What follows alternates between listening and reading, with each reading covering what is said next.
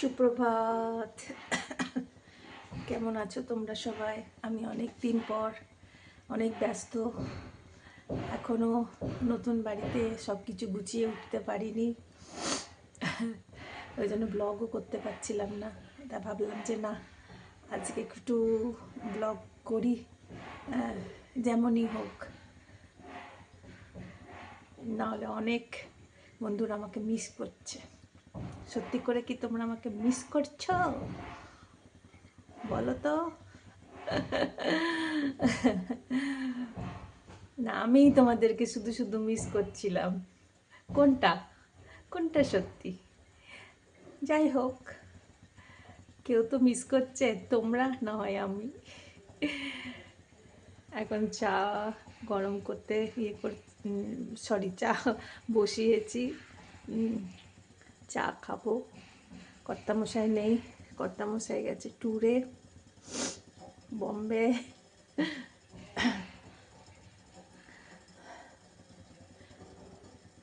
চলো চা করে নিই, তারপরে আসবো। দুধটাও করছি, প্যাকেট কাটছিলাম, তো একাতে তো হবে না, দুটো হাত লাগবে। ঠিক আছে, চা বানাই, তারপরে আবার আসছি। এই যে চা হচ্ছে, জল ফুটে গেছে, দুধ দেবো একটু।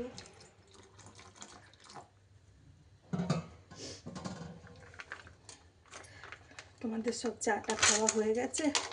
আমার আজকে উঠতেও দেরি হয়ে গেছে।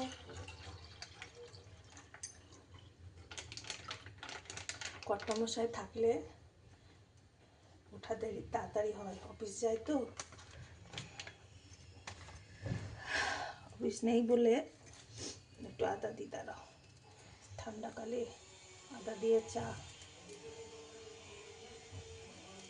আজ একটু দুধ চা খাবো, অন্যদিন তো লিকার চা খাই। আজকে একটু ঠান্ডা বহুত আছে, জানো, ঠান্ডা অনেক আছে।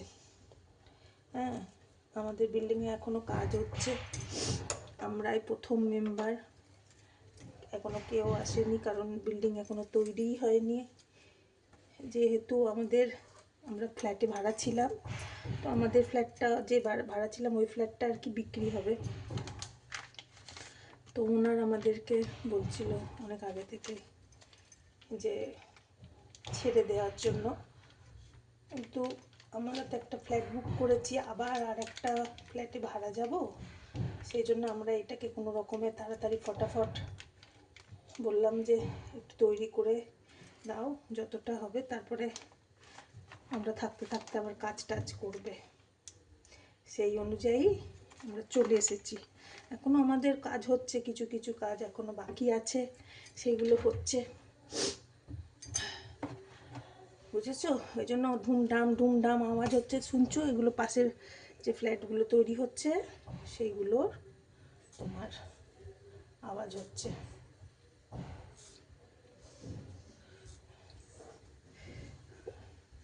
কাজ চলছে ফুল দমে।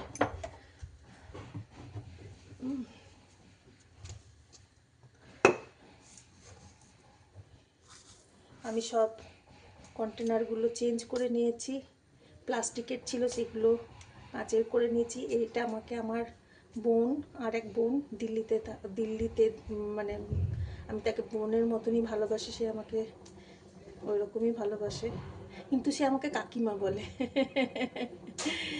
তো সে আমাকে গিফট করেছিল 3টে জার। আমি ভালোবাসি তো, সেই জন্য আমাকে এইরকম 3টে জার গিফট করেছিল। তো এগুলো এখন আমি ইউজ করছি, কার্গি আমাকে দিয়েছিল। এখন চা হচ্ছে, কি সুন্দর।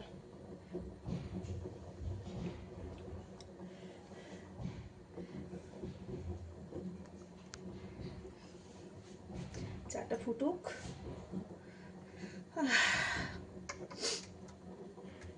সূর্য কালকেও ওঠেনি, মেঘলা মেঘলা ছিল, আজকেও সেম অবস্থা। এখনই ছাদে গেছিলাম, গিয়ে দেখছি যে মেঘলা মেঘলা করে আছে, সূর্য এখনো ওঠেইনি।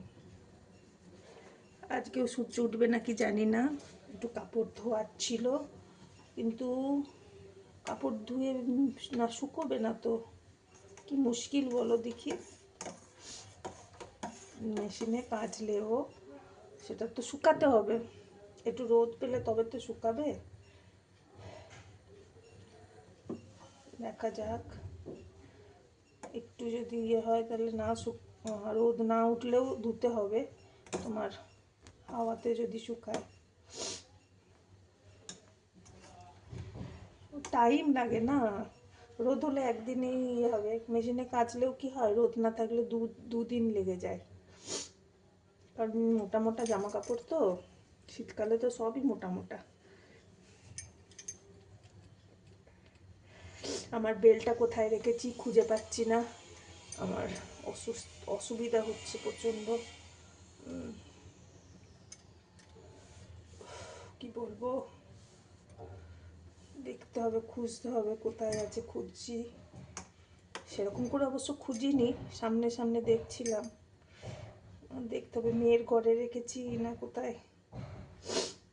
জিনিসপত্র সব ওলট পালট হয়ে আছে জানো তো, কোথায় কি রেখে আছে কিছুই খুঁজে পাচ্ছি না। খালি রান্নাঘরটা একটু সেট করতে পেরেছি ঠিকঠাকভাবে, আর বাকি কিছু এখনো সেট করতে পারিনি।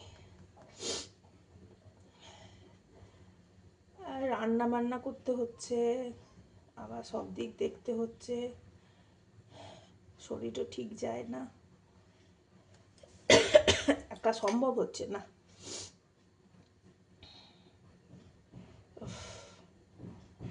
চাপ হয়ে যাচ্ছে বড়।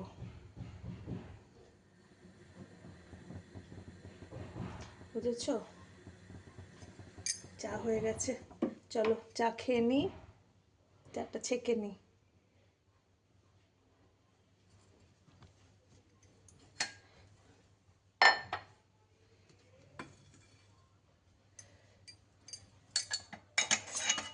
আমার আর মেয়ের জন্য নিয়ে নিই।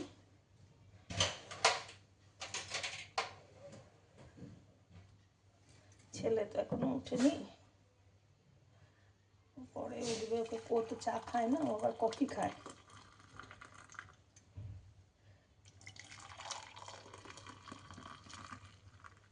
আমরা দুজনাই খাই চা।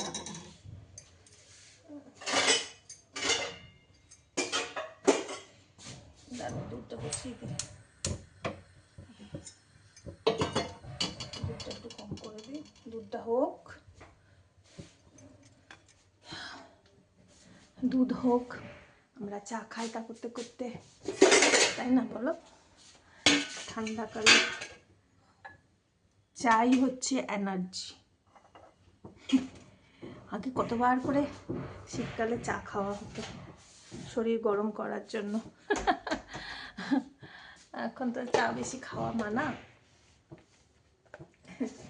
ওই জন্য চা বেশি খেতে পায় না। হ্যাঁ, এই যে বিস্কিট, এই বিস্কিট ছাড়া তো খায় না।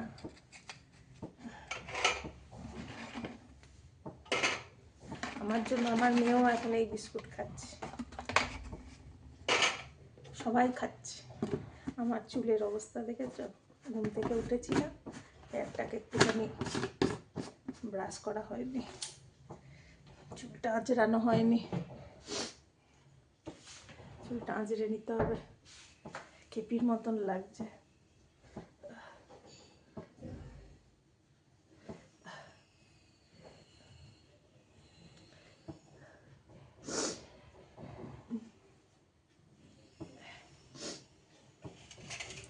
এই যে চা রেডি, তোমরা সবাই চলে এসো। এই যে বিস্কিট চা, কে কে খাবে?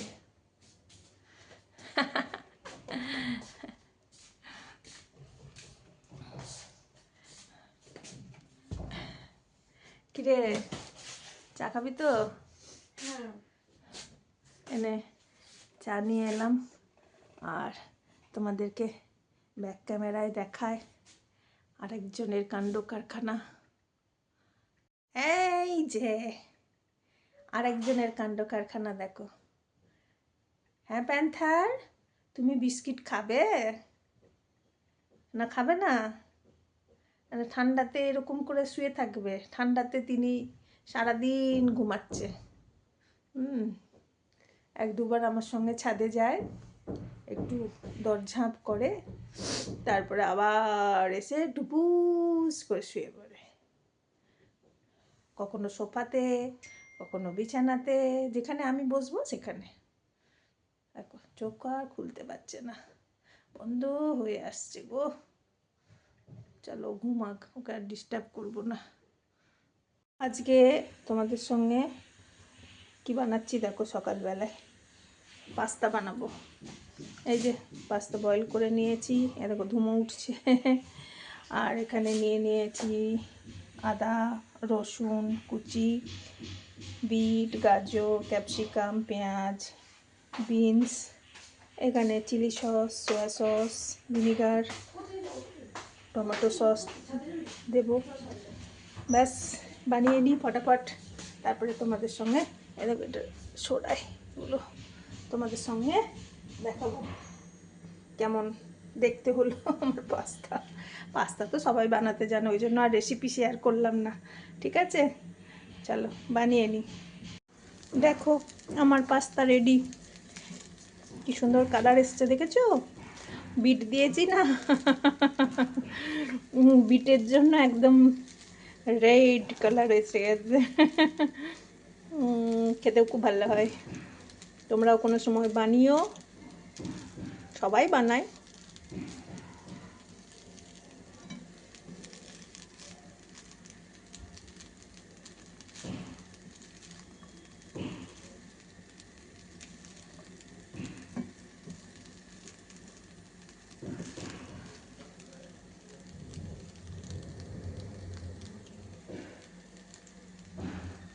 কেমন হয়েছে বলো দেখতে? তোমাদেরকে তো আর টেস্ট করাতে পারবো না।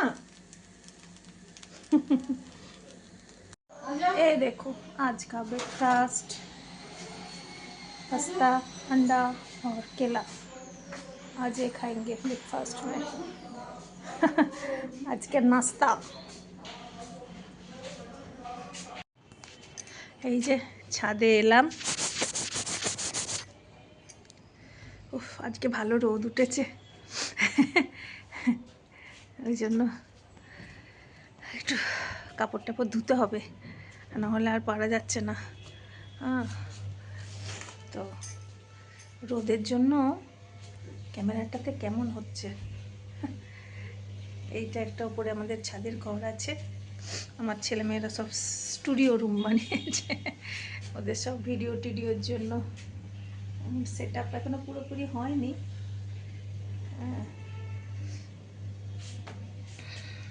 এই যে এখানে মেশিনটা লাগানো হয়েছে, মেশিনটাতে লাগিয়েছে, জল ভরছে দেখছি। জলের স্পিডটা একটু কম আছে, দেখা যাক। এরকম কেন আসছে বলো তো? ক্যামেরাটার মধ্যে কিছু লেগেছিল, ওই জন্য এরকম নোংরা নোংরা আসছিল। আচ্ছা আচ্ছা, এখন ঠিক আসছে। এই দেখো মেশিনটা লাগিয়েছি, এইদিকে হচ্ছে বাথরুম। তো এখানে মেশিন লাগানো জাগানো করা হয়েছে, তো এখানে লাগিয়েছি। এখন মেশিনটা চালালাম, এখন কাপড় চলছে, চলুক। কাপড়টা ধুলে পরে তারপরে আবার মিলে দেবো, তাহলে আজকে শুকিয়ে যাবে। আর প্যান্থারকে দেখবে, প্যান্থার কি সুন্দর মজ নিচ্ছে। দাঁড়াও তোমাদেরকে ব্যাক ক্যামেরায় দেখায়। আমি উপরে আসলেই প্যান্থার উপরে আসবে। দাঁড়াও ব্যাক ক্যামেরায় দেখাই তোমাদেরকে। এখন আমাদের সব এখানে সব ডাব্বা ডাব্বা আছে, এখন আমাদের পুরো সেট হয়নি। দেখো এসিটা এখানে, এই যে আমার চুচু পুচু, ওই দেখো রোদে বসে আছে, দেখেছো রোদ খাচ্ছে চুচু পুচু। এখন এইগুলো সব যে এই যে এইগুলো সব উঠে গেছে না, এগুলো সব আবার হবে।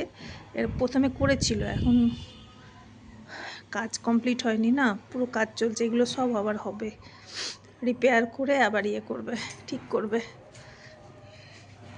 এই দেখো ছাদের থেকে আমাদের মহাবীর এনক্লেমের ভিউ দেখাচ্ছি তোমাদের। দেখো চারিদিকে ফ্ল্যাট আর ফ্ল্যাট, দেখছো?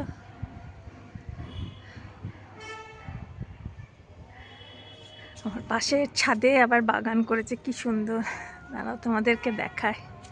এই যে আমার তো এখনো বাগান ফাগান কিছু হয়নি, এই যে উনি কি সুন্দর বাগান করেছে দেখো, দেখেছো কত গাছ টাছ লাগিয়েছে।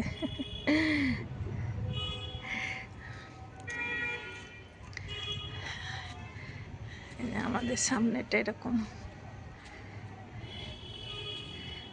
এখানটা থেকে ভয় লাগে, ধারে আসিই না। এই যে এখানটা হচ্ছে রাস্তা, এখানে সমস্ত ভিউ তোমাদেরকে দেখালাম আমার ফ্ল্যাটের থেকে, পুরো মহাবীর এনক্লেম দেখা যাচ্ছে, দেখো দেখছো?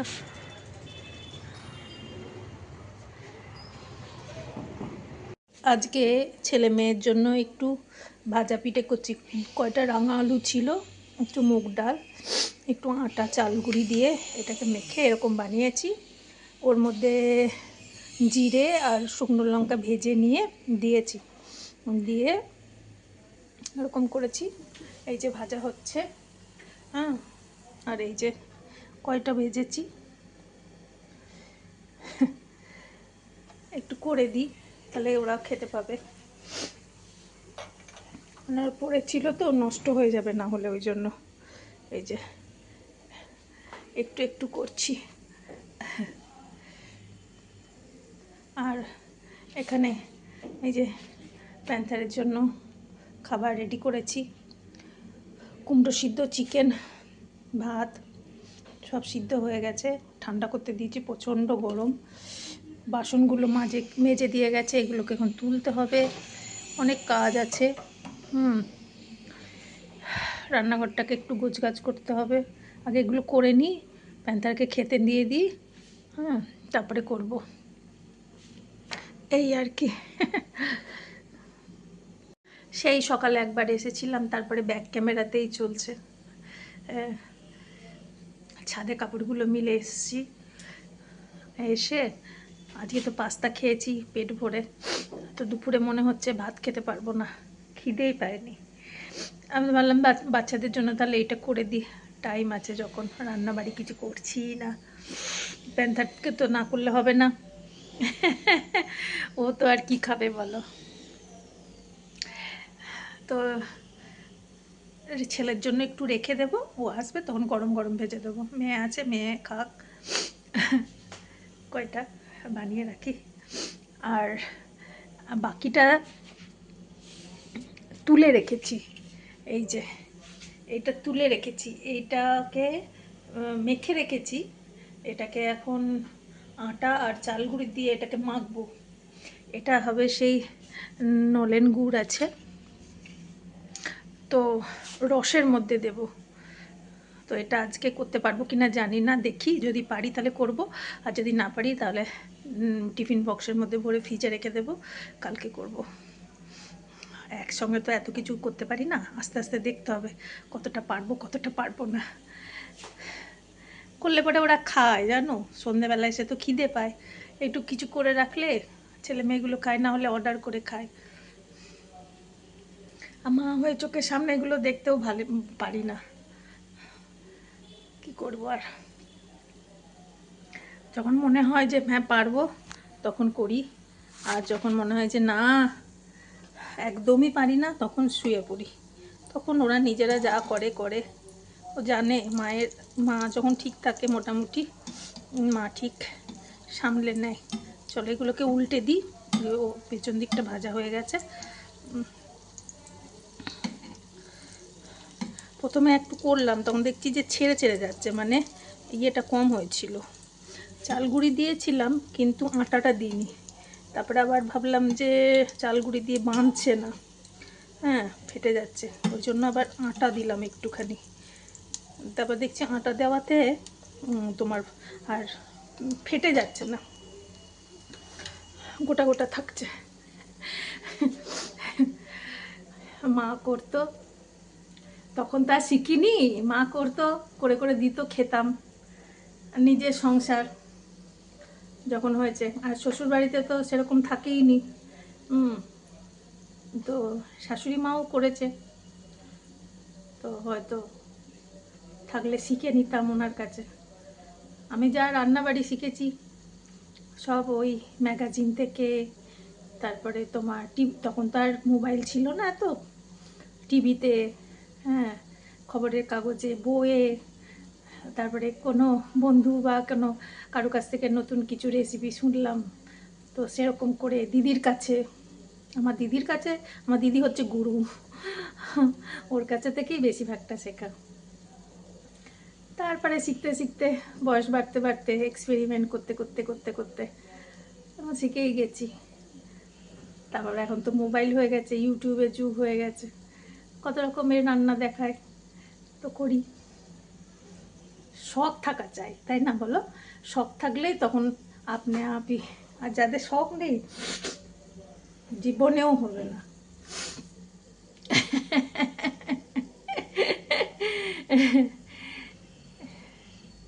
আমি তো পারি না, আমার দ্বারা হবে না, এই বলেই তাদের লাইফটা কেটে যাবে। আর যাদের শখ থাকবে তারা যেমন করেই হোক ঠিক শিখে নেবে, তাই না? তো আমার খাওয়াতে, খেতেও ভালোবাসি, খাওয়াতেও ভালোবাসি, আর কাজ করতেও ভালোবাসি, বসে থাকতে ভালোবাসি না। অনেকে আছে না বসে থাকতে ভালোবাসে, কি করব, যার যা স্বভাব। চলো এটা করে নি, ঠিক আছে? দেখো দোস্ত বন্ধুরা, আমি সব বানিয়ে নিয়েছি। আর এই যে হ্যাঁ, খেজুরের গুড়ের রস বানিয়ে তার মধ্যে এই পিঠেগুলো সব দিয়ে দিয়েছি। ভাজা পিঠে মুগ ডালের। হ্যাঁ, তোমরা এখানের লোকেরা খায় কিনা আমি জানি না, আমাদের ওদিকে তো খুব খায়। মুগ ডাল আর হচ্ছে সাকারকান্দ যেটাকে বলা হয়, মুগ ডাল, ধুলি মুগ ডাল আর সাকারকান্দ বয়েল করে ওর মধ্যে আটা চাওয়াল একটু মিশিয়ে এটা বানিয়েছি। এটা এটা ভাজাও খাওয়া যায়, ভাজাতে একটু মশলা দিতে হয়, ঝাল ঝাল নুন নুন মিষ্টি মিষ্টি হয়। আর এটাতে শুধু একটু সামান্য নুন দিয়েছি, আর এটা মাখিয়েছি, ব্যাস ভেজে নিয়ে দিয়ে দিয়েছি। ভাঙেও নি, কি সুন্দর হয়েছে দেখো, পুরো রস ঢুকে টুকটুক টুকটুক করছে। খেতেও খুব ভালো লাগছে, সারা রাত থাকবে পরে আরও ভালো লাগবে সকালে খেতে, বুঝছো? চলো, অনেক দিন পর আজকে ব্লগ করলাম। হ্যাঁ, চলো, অনেক রাত হয়ে গেছে আমার পিঠে বানাতে গিয়ে, আমি টায়ার্ড হয়ে পড়েছি। কি করব বলো, তোমাদের মতন তো আর আমি নেই, আমি এখন ননির পুতুল হয়ে গেছি।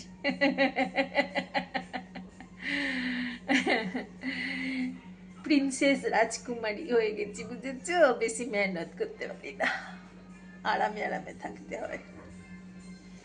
ওয়াও। যাই হোক, চলো আজকে ব্লগটা এখানে শেষ করছি। তোমরা সবাই ভালো থেকো, সুস্থ থেকো।